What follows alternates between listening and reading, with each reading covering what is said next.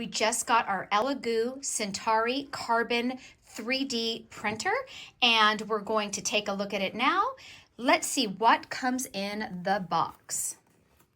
You get your readout, you get your sample filament, your spool holder, a nozzle wiper, flash drive, a couple of tools, the blade for the scraper that you can make, you get some grease, and these are the stands for when this thing starts dancing. And they give you some glue stick for the plate. I guess if you're having trouble, you know, sticking to the plate, you can use this. And a power cord.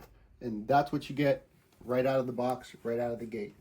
So we're gonna plug it in and we're gonna see how easy it is, how beginner friendly it is to use, because this is pretty much my first printer. And I went from this over here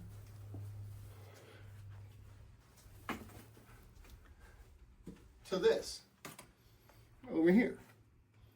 Big difference. So we're going to get it started up and we'll get back to you and show you how beginner friendly it is.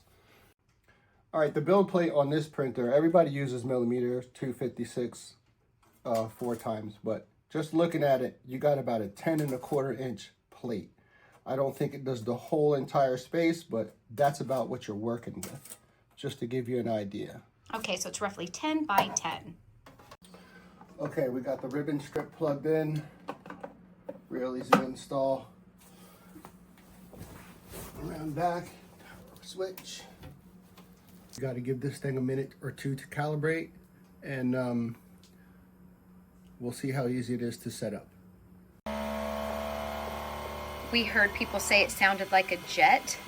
It is not that loud, but it is kind of cool noises that it makes as it is calibrating, tuning itself, going through the setup process. As you go through each step, you get a green check mark once it is complete. Okay, it powered on. Next step, get your spool holder. Give it like a half a turn, and that's ready. And we'll pick English. Confirm.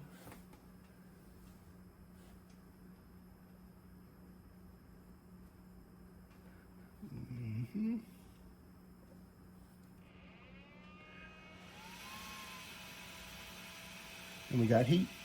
And it looks like we now have our menu screen to start doing a project. Just did the self-check, and this is the next screen that comes up, so I'm just going to check the light real quick to see what it looks like. It looks good. The purple lights I added just for the cool factor, so you can do the same. Okay, so now we have the menu screen for our printer, and off to the side are all of our options. This, of course, turns the light off and on. But the one thing I wanted to point out that I thought was incredibly cool is on settings. So you have your menu bar here up at the top.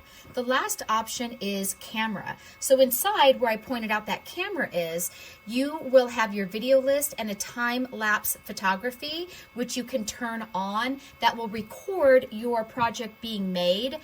I don't know how we get that yet because we just got this, but that is an incredibly cool feature. So anyway, you do have all your side menu off over here. It does have pre-built in projects that you can do. You can plug in your USB drive and it will save your print history. So let's go ahead and print a pre-done project that is already in the printer to test it out.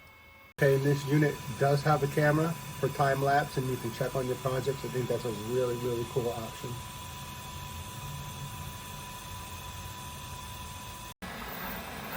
Okay, this is our first test print. It has just begun, so we will check back in on it later.